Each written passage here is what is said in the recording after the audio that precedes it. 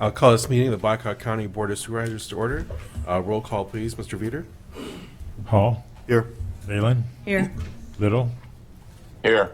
Jelka. Here. Schwartz. Here. Please join us for a moment of silence to reflect on today's actions.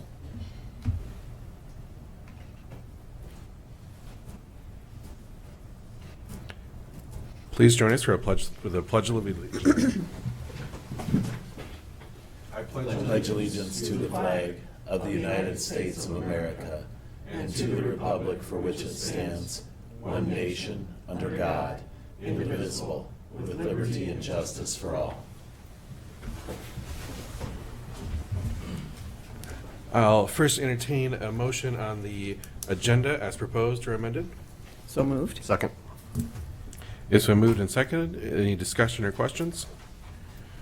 Hearing none, all those in favor say aye. Aye. Aye. All those opposed, same sign. The agenda is approved. Next, we'll move on to public comments. If there's anybody in the boardroom or on Zoom that wishes to address the board on something that is not an agenda item, please do so at this time. All right. Hearing none, we will move on to proclamations. This is item 3. This is a proclamation to declare June as lesbian, gay, bisexual, transgender, and queer LGBTQ plus Pride Month. Mr. Veeder, would you like to read the proclamation? Yes. Whereas Blackhawk County is a friendly and welcoming community that celebrates and promotes diversity and inclusion, and whereas Blackhawk County recognizes the importance of equality and freedom for all our residents, and whereas Blackhawk County recognizes that our nation was founded upon the principles that all people are created equal and that everyone has the right to life, liberty, and the pursuit of happiness. Excuse me. Whereas Blackhawk County is dedicated to fostering acceptance of all its residents and preventing discrimination and mistreatment based on sexual orientation or gender identity, and we reaffirm our commitment to support the rights of the LGBTQ community. And whereas Blackhawk County is strengthened by and thrives upon the rich diversity of ethnic, cultural, racial, gender, and sexual identities of its residents, all of which make up our vibrant character. And whereas Blackhawk County recognizes the importance and contributions of members of the lesbian, gay, bisexual, transgender, and queer LGBTQ plus community, and whereas Blackhawk County recognizes the damaging effects of unprecedented attacks on the LGBTQ plus community by the state legislature, and whereas Blackhawk County opposes these legislative attacks on the LGBTQ plus community and wishes the state government of Iowa would instead focus on being better partners with local government, and whereas Blackhawk County acknowledges that June has historically been a month of celebration and pride for the LGBTQ plus community ever since the Stonewall riots of 1969. Now, therefore, we, the Blackhawk County Board of Supervisors, hereby proclaim and recognize the month of June as Lesbian, Gay, Bisexual, Transgender, and Queer Pride Month, and we urge all residents to actively promote the principles of equality and liberty, and we remind the LGBTQ plus community that they are loved and cherished and seen for who they are, deserving of dignity, respect, and support throughout our county. All right, thank you, Grant. We have a motion. So moved. Second. All right, it's been moved and seconded. I'd just like to say I appreciate the support for this proclamation. In 2016, I became the first openly gay man to hold a countywide office in the state of Iowa, and there's only been a very small handful added to that roster since then. We're in a state where we went from being the third in the nation to have complete marriage equality, to now having a state legislature that introduced no fewer than 30 anti-LGBTQ bills this last legislative session, only one of which passed. So it's really our hope to the message of the people of Blackhawk County that this is an open and welcoming place for everybody, that uplifts and cherishes all of our residents, and that we want to see the state of Iowa reverse course. And as the proclamation says, we could use some better partnership here at the local government. If there's no further questions or discussion, roll call, please, Mr. Veeder. Hall. Yes. Leyland. Yes. Little. Yeah. Trelka, Yes. Schwartz, Yes. All right, the resolution carries. We will now move on to item 4. This is claims and payments. This is a resolution that the Board of Supervisors approve expenditures and that the Recording county in progress. and that the county auditor be authorized and directed to issue checks against the various settlements of such claims as allowed. So moved. Second. It's been moved and seconded. Ms. Weidner?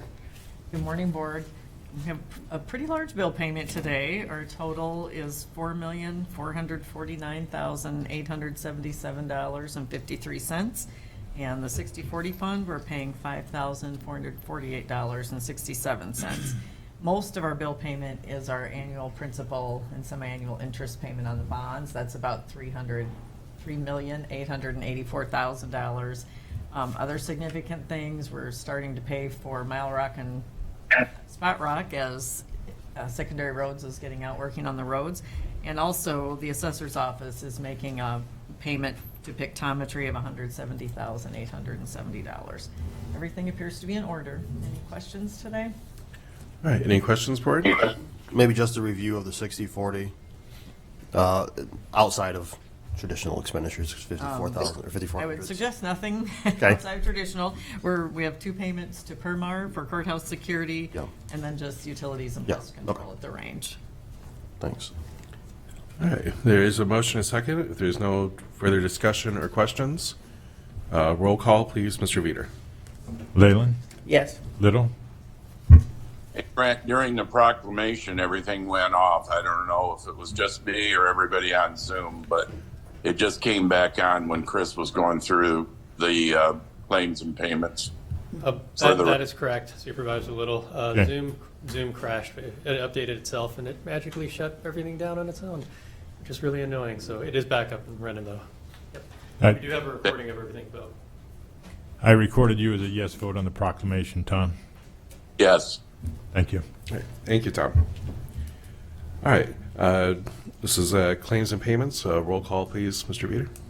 Leyland, Yes. Little, Yes. Trelka, Yes. Hall, Yes. Schwartz, Yes, resolution is approved. Item 5, receive project updates from department heads and elected officials. Good morning, Board. Kathy Nicholas, engineer. An update on the road conditions. Right now, we still have about 13 roads, about 13 miles of gravel roads that are underwater, or have some water, I should say. This is primarily in the northeast portion of the county. The Crane Creek area is still coming up, along with the Wapsipinicon River is still out of its banks. We have been working with Mindy Benson.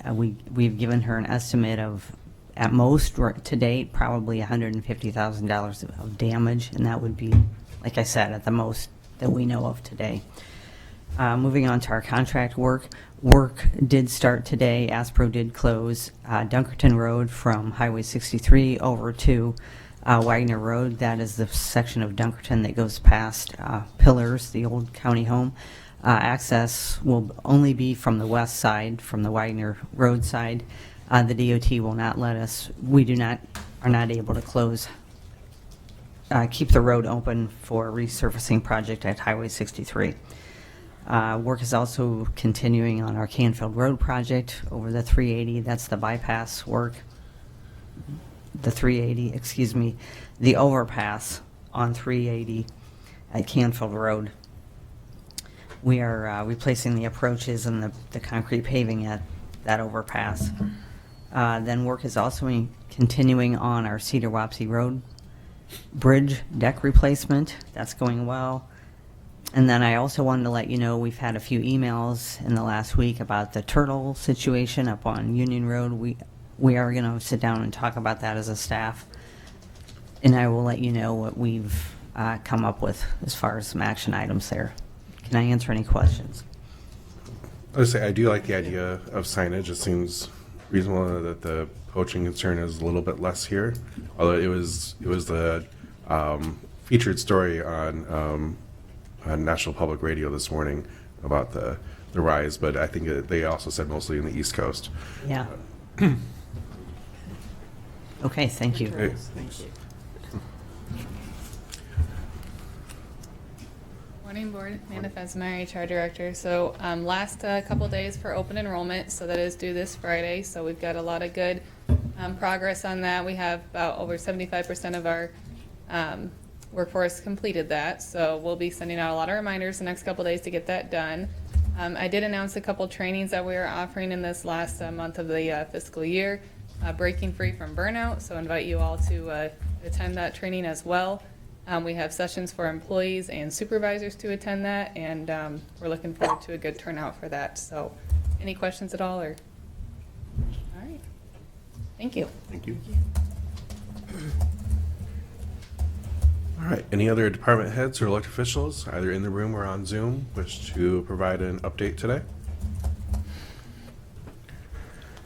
All right, hearing none, we'll move on to the minutes approved from the May 21st, 2024 meeting. So moved. Second. It's been moved and seconded. Any discussion or questions? Hearing none, all those in favor, say aye. Aye. Aye. All those opposed, same sign. Motion carries. We move on to item 7. This is the consent agenda. This will be approved with a single resolution unless there's anything anybody wishes to pull out for discussion or debate. So moved. Second. It's been moved and seconded. Any discussion or questions? Hearing none, roll call, please. Mr. Veeder. Little, Yes. Jelka, Yes. Hall, Yes. Leyland, Yes. Schwartz. Yes, resolution is approved. We move on to item 8, other business. This is item A. This is a motion to direct the county auditor to advertise for a public hearing / bid opening to be held at 9:05 a.m. on June 11th, 2024 in boardroom 201 of the Blackhawk County Courthouse, 316 East 5th Street, Waterloo, Iowa, on the proposed purchase of body-worn and vehicle-mounted cameras and digital evidence management system. So moved. Second. Moved and seconded. Any discussion or questions? Hearing none, all in favor, say aye. Aye. Aye. All opposed, same sign. Motion carries. Move on to item B. This is motion to direct the county auditor to advertise for a public hearing / bid opening to be held at 9:05 a.m. June 25th, 2024 in boardroom 201 of the Blackhawk County Courthouse, 316 East 5th Street, Waterloo, Iowa, for the electrical system upgrade at 829 Sycamore Street, Waterloo, Iowa, 50703. So moved. Second. Moved and seconded. Any discussion or questions? Hearing none, all those in favor, say aye. Aye. Aye. All those opposed, the motion carries. This is item C. This is a motion to direct the county auditor to advertise for a public hearing / bid opening to be held at 9:05 a.m. on Tuesday, June 18th, 2024 in boardroom 201 of the Blackhawk County Courthouse, 316 East 5th Street, Waterloo, Iowa, on the proposed purchase of one single-axle dump truck for fiscal year 2025 for the Blackhawk County Road Department. So moved. Second. It's been moved and seconded. Any discussion or questions? Hearing none, all those in favor, say aye. Aye. Aye. Aye. All those opposed, same sign. The motion carries. Next, item D. This is a motion to direct the county auditor to advertise for a public hearing / bid opening to be held at 9:07 a.m. on Tuesday, June 18th, 2024 in boardroom 201 of the Blackhawk County Courthouse, 316 East 5th Street, Waterloo, Iowa, on the proposed purchase of one motor grader in fiscal year 2025 for the Blackhawk County Road Department. So moved. Second. It's been moved and seconded. Any discussion or questions? Hearing none, all those in favor, say aye. Aye. Aye. All those opposed, same sign. The motion carries. This is item E. This is a motion that the appointment of Todd Rosenkey to the Blackhawk County Veterans Affairs Commission be approved effective July 1st, 2024 for a term of 3 years. So moved. Second. Moved and seconded. Anybody wish to speak today? Good morning. My name's Henry Korf. I'm the current chairman of the Blackhawk County VA Commission, and thanks for having us. As you all know, we conducted interviews last week, and we had 5 excellent candidates. We could have picked any one of those 5 to fill the seat that's being vacated, being held by Colonel retired Heidi Warrington. I want to introduce Todd and give him a quick moment to say a couple things. But Todd is a current longtime employee of Collins Aerospace as an engineer, and he's also a retired Sergeant First Class from heavy construction unit out of Iowa City. He's spent multiple tours doing humanitarian aid in Central America, and he's also spent over a year in Iraq following the initial invasion in 2003 and 2004. So Todd's going to bring a great deal of expertise from project management and other experience, and so we want to welcome him, and I'll give him the floor. But thank you, and I hope that you'll approve him. Thank you. Thank you. Like you said, my name's Todd Rozanski, and you laid it out pretty well. I look forward to the opportunity and appreciate your time. I'm here to serve the veterans, the people, and the county of Black Hawk to the best of my ability. And I'll make myself available as needed, when needed, and anytime you all can reach out to me in any way you feel you need to. So thank you again. We appreciate your willingness to continue your service here in Blackhawk County. Yes. Is there any discussion or questions? Hearing none, this is a motion. All those in favor, say aye. Aye. Aye. All those opposed, same sign. The motion carries. Congratulations and thank you. This is item F. This is a motion that the personnel requisition for shop foreman position, this is full-time, effective July 1st, 2024, be approved as recommended by Catherine Nicholas, County Engineer. So moved. Second. Moved and seconded. Kathy? Yeah, I spent a little bit of time going over this during the budget session. This is a new position for us. We are not adding to our FTEs in this department. We have chosen to not fill a civil engineering technician position. I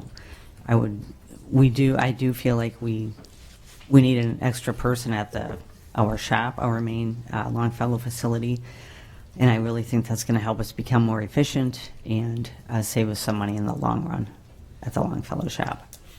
Can I answer any questions? Any questions for it? All right. Hearing none, this is a motion. All those in favor, say aye. Aye. Aye. All those opposed, same sign. The motion carries. Thank you, Kathy. This is item G. This is resolution that amendment number 1 to Blackhawk County Secondary Roads fiscal year 2025 5-year program, which changed the funding source of maintenance project crack filling number 7726, be approved and direct the chair to sign for the same as recommended by Catherine Nicholas, County Engineer. So moved. So moved. Moved and seconded. Kathy? Yeah, I did just want to say that we forgot to include this in our 5-year plan. We've never used FM money for a crack filling project before. We're going to start doing that in the next fiscal year. So per the DOT requirements, we need to have this in our 5-year plan before we can submit our plan set to the Iowa DOT for their letting it later in the year. Can I answer any questions? All right. Any questions, board? All right. This is a resolution. Roll call, please, Mr. Veeder. Trelka, Yes. Hall, Yes. Leyland, Yes. Little, Yes. Schwartz, Yes, the resolution is approved.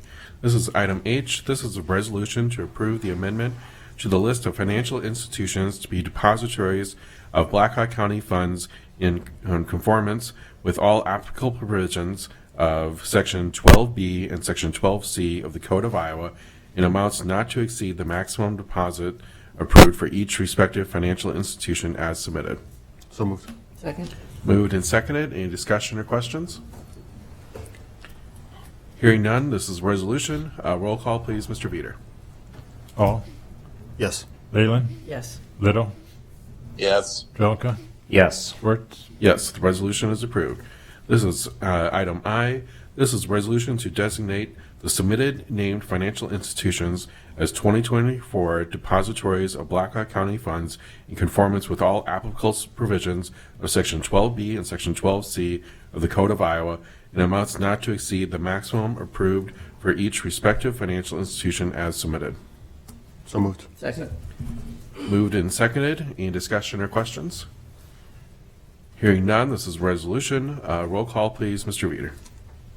Leyland, Yes. Little, Yes. Trelka, Yes. Hall, Yes. Schwartz, Yes, the resolution is approved. We'll now move on to item J. This is discussion, possible board action regarding the Cedar Bend Humane Society contract services.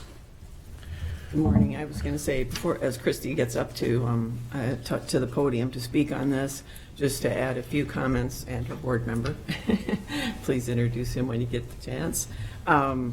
Just commenting on the fact that we had, a couple of months ago, approved, the Board of Supervisors had approved the contract going forward with Cedar Bend Humane Society, and knew at that time and talked about there were a couple of items and things on there that we were going to continue having discussions about and looking at in the future for how we would handle those and how we'd work together.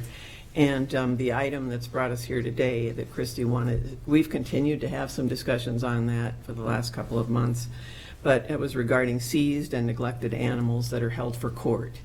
And that was something she and her board felt very strongly about and wanted us to reconsider, I guess, on a position on that or what we would do going forward. And so she's here today to kind of bring us up to date on what's gone on and kind of prompted some of this for them. And just to follow up on that, I guess I can wait and let you speak, or also that she's been so good to share information from other counties, but also some Iowa code information too that I forwarded on to Mr. Trinan, so he is able to give us some responses on that today too. So hopefully we can help us all. Thank you. Thank you for allowing us to come today. My name is Christy Gardner. I'm the Executive Director. And My name is Nick Hedrick. I'm the Vice President for the board. so, yes, I appreciate all the work, Linda, you've helped us with. You know, as most of you probably know, we pretty much redid the entire contract this year because it was so old. All the verbiage was quite old. We were just kind of concerned about the animal seizures, and that was added into this contract. And basically that is the same, pretty much the same verbiage that we have like in our city contracts with like Cedar Falls, Waterloo. I will tell you that has not been a big problem for the county in the past, but we have seen a large number of these types of situations just within our cities over the last few years. And we did have one case that we had a dog and a cat that we held for you guys from December through April. And so it kind of concerns us, like if you guys would have some sort of a seizure or a neglect case in your county, and let's say it involved even 30 animals, you know, the way our contract sits right now, we have to respond to that. Like we can't just say, no, sorry, we're not going to take those animals. But then if those expenditures, you know, grow beyond like, you know, just our basic contract and we have to hold them for court, or, you know, they have a lot of veterinary care, you know, as a nonprofit, that is something that, you know, we just may not be able to sustain. So that's kind of why we added that in there. And I get, you know, you guys came back and said, well, we haven't really dealt with this. If this comes up in the future, we can deal with it. My concern with not having that in there ahead of time is it's, you know, the Blackhawk County Sheriff, when they go out and they have a search warrant or they get into a situation where they need us to respond, we don't always have the time to get a hold of somebody from the county supervisors to say, hey, can we do this? Will you pay for this? So that's kind of our concern. You know, these are sometimes situations that, you know, they're a life and death situation. The sheriff needs us to respond right away. So in fairness to them, you know, I don't know, you know, I don't know what that looks like. I know, Linda, you and I have had several conversations on who will do this if we don't. If it's something you guys don't want to do, you know, we are willing to put something in there that says that's not part of our contract unless the sheriff's department or you or whatever says, yes, we'll hire you to do that. So that's just kind of what we wanted to kind of discuss. It may never be a problem, but it may. So I'm glad to hear you say that the one case that you were working at since January, I think it was, that's been resolved. It has been resolved, and that was only 2 animals, and we were able to do that. But keep in mind, you know, they went in. There was 4 animals. 2 of them were deceased. I mean, it was a horrible situation. You know, these animals, like 2 of them literally died from starvation. The other 2 were very close. So, you know, we took the other 2. We got them in the end of December. The sheriff's department, we kind of helped walk them through the steps to prosecute that. They did get necropsies done at those animals. Now they did pay for that. Actually, we were billed for that. The sheriff's department did reimburse for that. But then we did have to hold those animals. And then in order for you guys to prosecute, you know, I think sometimes people don't understand on our part, you know, the expense and the work that goes into that, because we have to have a vet. You have to have a vet examine those animals. Otherwise, you can't prosecute. They're not going to go on my word or even the sheriff's department. It has to be a vet. So we have to pay that vet. We didn't charge anybody for that. We just went ahead and did that because we do have a vet that comes in-house. Now, granted, they still charge us for that. Then if there's anything that we have to pay for the vet bills for the animals, I mean, sometimes they need more than just food, so we have to take care of that. We have to hold them. We have to make sure nothing happens to them that entire time, because technically they don't belong to us. I mean, that's for prosecution. So we have to do everything that needs done with those animals. And again, it was only 2, and we had quite a few expenses just with those 2 animals. But what concerns me is, it's been a long time, but I want to say it's probably been about 20 years ago, we had some animals from Black Hawk County that I think they were like, I don't know, there's like 60 animals that we were involved with that the sheriff, sees. So like if we would get into that type of situation, there's just no way we could sustain that. So obviously we're here to help the sheriff's department and the county walk through anything that we need to do. We have to do reports for you guys. We got to do pictures for you guys. We have to do all of that so you can prosecute, and we're willing to do that, but it just concerns me a little bit. So. And you'd had some bad experiences, you mentioned, with cities. I guess that happened frequently in the cities, I guess. So like the city, and I don't want to say a bad experience, but like we did a seizure with Waterloo where they seized 10 dogs, and those dogs were just left in a trailer. And then they had to go through the same steps, to prosecute. You can't just take, it's property, unfortunately. You can't just take an animal away and say, well, you didn't take care of it, you can't have it back. You have to, go through the court system. So we had to do all the reports, we had to do all the vet work, we had to do all of that. We ended up sitting on those animals for, it was probably, about a month and a half.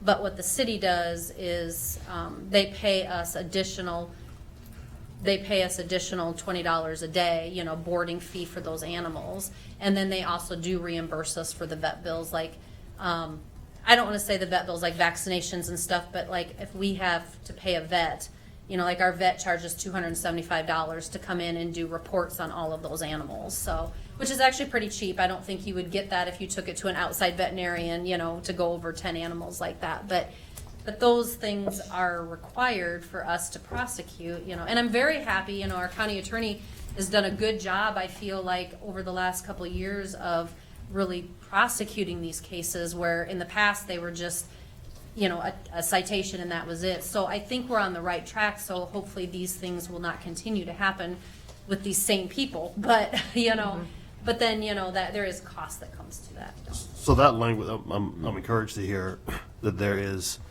already a practice with cities. Is that contracted language or just sort of an agreement for 20 per day plus reimbursement? No, we have, that's in our, we put those in our contract. And that's with, you all provide service for Waterloo and Yep, Cedar Waterloo, Falls. Cedar Falls, yep. And then we do also contract with some of the smaller towns, like they're very, like Waverly, that type of thing. You're talking maybe 10 animals a year, but that's in there if they would need something like that. Now, their contracts are a little bit different if that is due to space, because, our main concern is Black Hawk County first. Okay. So, like, if one of the small counties that we contract with say, hey, we have a 30 animal seizure, can you do it? If we can't because of the animals we're holding for Cedar Falls, Waterloo, Black Hawk County, then we have that out with them. But So is that language consistent with all of those communities within Black Hawk Yes. County? Yep. So I would be comfortable with adopting that language into this contract, just to conform with the other.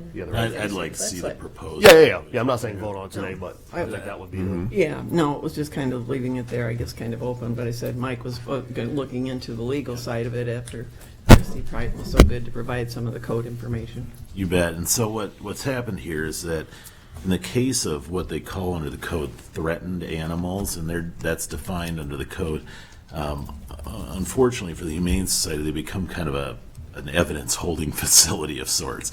Animals are technically property owned by the owner, but the owner's being prosecuted for abuse. Prosecutions, or the hearing's supposed to occur within 10 days, but it can get continued for another 30 under the code, and I'm sure there are cases where that can even be extended sometimes, because I've seen this kind of thing happen in court. They're supposed to post bond if they have a continuance. I don't know to what extent that actually happens, but I can appreciate that it creates a lot bigger expense. Now, the question for us is, well, first of all, is it included under the current contract? And B, how do we specifically include it or specifically mention it? The contract talks a lot, or the proposed contract, I should say, because my understanding is this has not been approved by the Humane Society's board at this point for execution. And so I take this as a request that they're going to, they're asking us to shore this part of it up. As it sits, it talks about strays and quarantined animals, feral cats, pickup services, sick, injured, confined animals. Doesn't specifically mention threatened animals, doesn't specifically mention court cases or animals that are held for court hearings. Code is very clear that the county is the first party responsible, the local authority it talks about, and we are the local authority when it's outside of city limits of Waterloo or Cedar Falls or whatever the incorporated entity might be.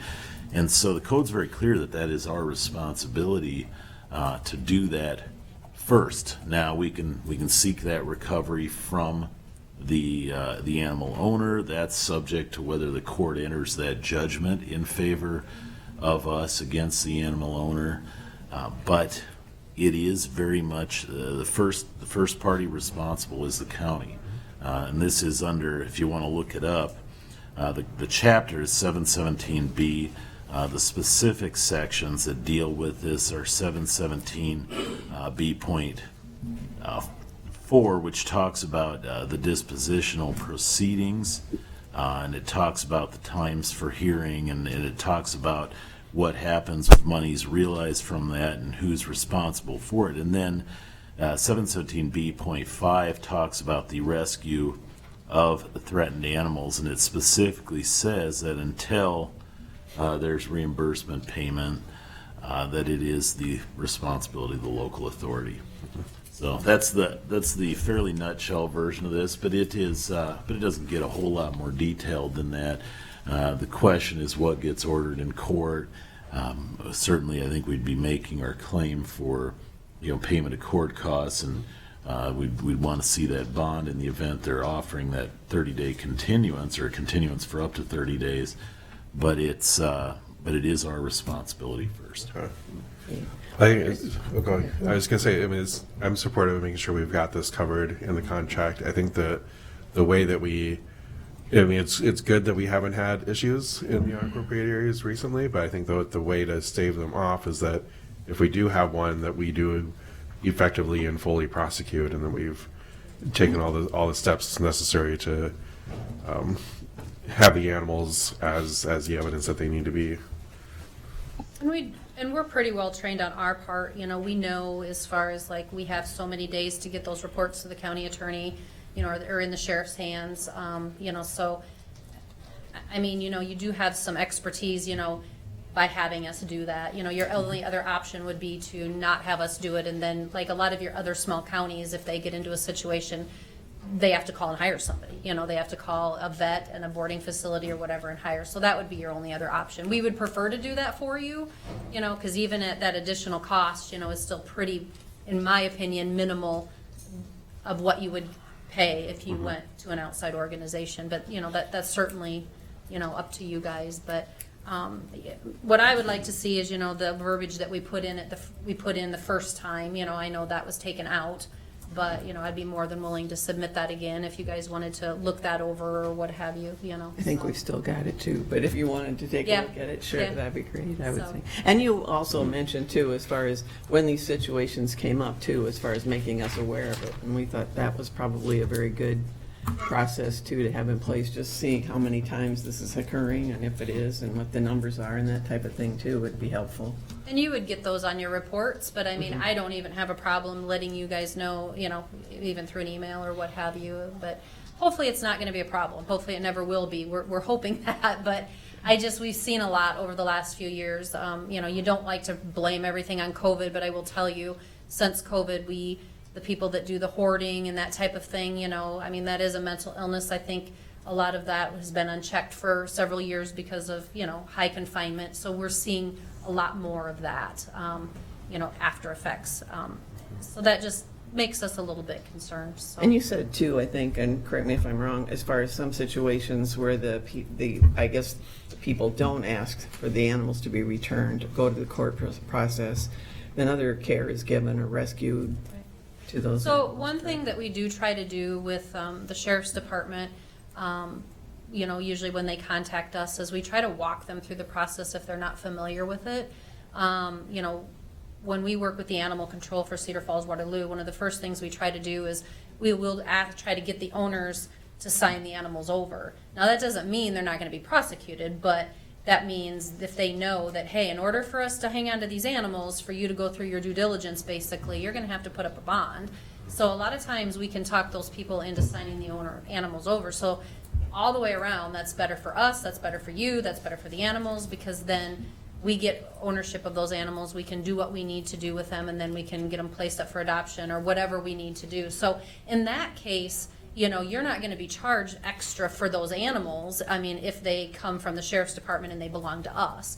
The only time that we're gonna charge you that extra fee is if we have to hold them while we're waiting for court. Like I said, you know, you're exactly right, sometimes it takes the last two animals we had from the end of December to April. So, I mean, if we had 30 animals that we had to hold for the county for that extended amount of time, that would be kind of taxing on us. Did those go back to the owners?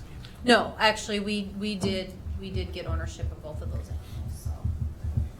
Thank you. If I may ask a question, was part of that post dispositional, as in the court ordered the animals out of the custody of the owner, and then we were spending some time trying to determine what was the right way to handle them? Is that part of it? I think so, because the disposition wasn't filed for quite a while. I think that we sat on those for a while. And, you know, in all fairness to everybody, you know, this is something that I even know for like the sheriff's department, you know, they did a great job, you know, the officers that I worked with, but this was the first time they've ever dealt with that. Yeah. You know, I know there was 2 deceased animals and they were just gonna have the owner dispose of them on their own, you know, and I'm glad she called and talked to us just because we've been through this before, and we're like, you really need to get those down to Ames and have an necropsy, because otherwise you can't press charge. We have no reason, we don't know what they passed away from, so that would have just been thrown out. So, I mean, I think some of that was along those lines. But what kind of concerns, and we learn as we go, you know, like I said, you know, they don't know what they don't know and they haven't done that, but I think it just took a little while to figure out, like, okay, we need to do the disposition for ownership. You know, we got them their reports within the first, I think, 5-6 days, which that's kind of what we do with every case, but, so hopefully maybe the next time around, you know, we can coach them a little bit more or whatever, but I mean, I don't think anybody did anything wrong. It was just kind of trying to figure out what avenue. Plus, the owner moved out of town, so I don't know if that plays into anything, but, you know, he wasn't even in this county anymore, so I mean, we did reach out to him to see if he would sign the animals over. The sheriff's department gave us permission to do that, but that was pretty futile, so.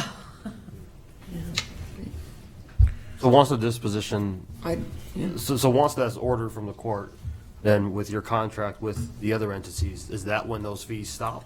Or is it when that animal is finally placed? So usually well, I guess you probably can talk better than I can, sorry.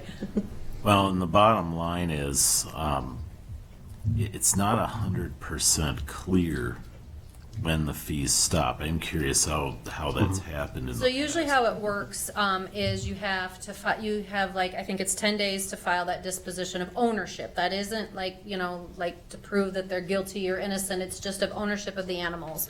So basically, you're saying the people that are being charged have to put up a bond to say, hey, I don't think I'm guilty. I want to hang on to my animals. But technically, they have to pay for us to hold those animals in order for them to go through their process. So a lot of times at that disposition hearing of ownership, the court can say, you can put up a bond, the court can say, no, they're not gonna go back to you, depending on what evidence they have. So it's very important for us to do our vet work, get pictures, documentations. I mean, there's some real specific things that we really need to document in order for that to go to court. And they usually look at those, and then it can go several different ways. But a lot of times, 9 times out of 10, usually at that disposition hearing, the animals will end up, the court has ended up saying they belong to you, because most of the people don't have the funds to put up the bond. Sometimes that's the reason they're in the problem that they're in. Like the 2 animals that we had, I mean, they were starved to death. So like, obviously he wasn't even feeding them. So at that point in time, the disposition hearing is of ownership of the animals. So like the last 2 that we had, county attorney called, they said disposition is granted to you of ownership. So then ownership belongs to us. So then at that day, your extra boarding fees would stop because they're granted to us. And that's how I That's what I was- interpreted it, because the code does not say, well, how do you cover maintenance expenses after disposition? But it only makes sense because it says that you only pay those maintenance expenses while the ownership is in somebody else and before the dispositional hearing. So that makes perfect Yep. sense. I just wanted to get clear on that Yep. language. And if the case is dismissed, well, then it goes back to the owner, and the owner pays for everything from that point on. And the thing is, a lot of these animals come to us in pretty poor shape. So like as a humane society, once an animal belongs to us, we can make a determination, does that animal, do we put money into it for vet? Is it kinder to euthanize, But when we're holding it for somebody else, it's not our property, it's not your property. We have to do whatever it takes to make sure that that animal survives in our care. So sometimes that can become expensive, But yeah, as soon as we become owners of that animal, it's no different than what it says in your contract, that if a stray comes in, we hold it for 5 days, and if an owner doesn't claim that animal, it becomes ours. It's the same thing. Once you guys grant that it becomes ours, and then we get to decide what happens to the animal. Not to, belabor this, but if the case is dismissed, then we just eat the cost, correct? That is my Okay. understanding, yes. Okay.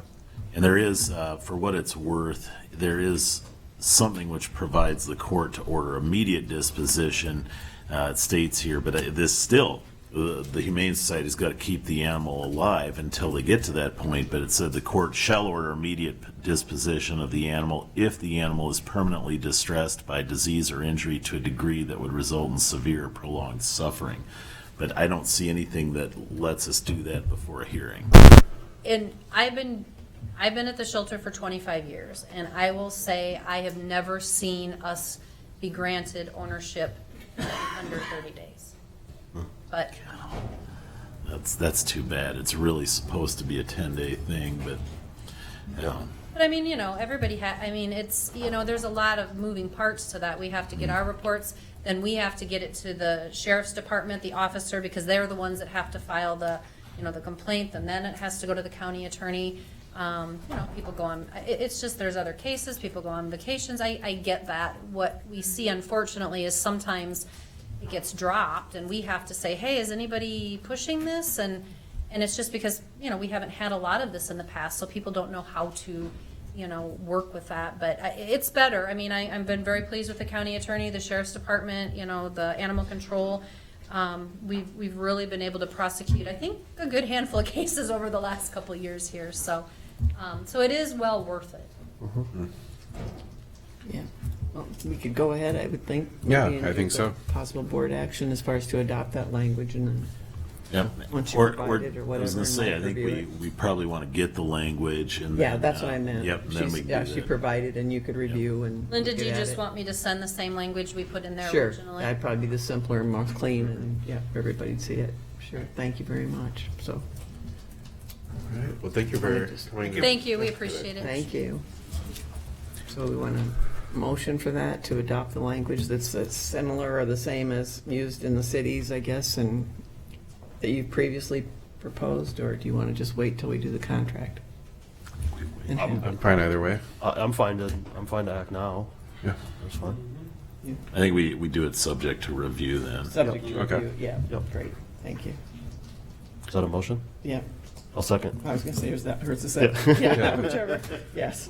All right, it's been moved and seconded to approve the adopted language subject to review on the Cedar Bend Humane Society contract for services. Any further discussion or questions?